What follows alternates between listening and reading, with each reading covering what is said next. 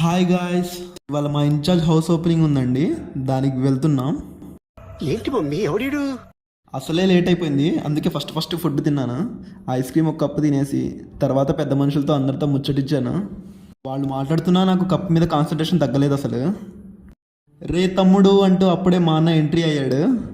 అన్నకి హాయ్ చెప్పి ఒక డైలాగ్, పాటు చింతపండు బిర్యానీ.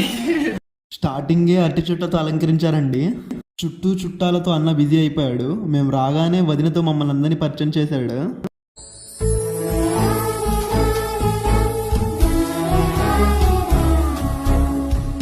వంటగదిని ఇంకా వయ్యారంగా తయారు చేయలేదండి, అదేనండి ఫినిషింగ్ వర్క్.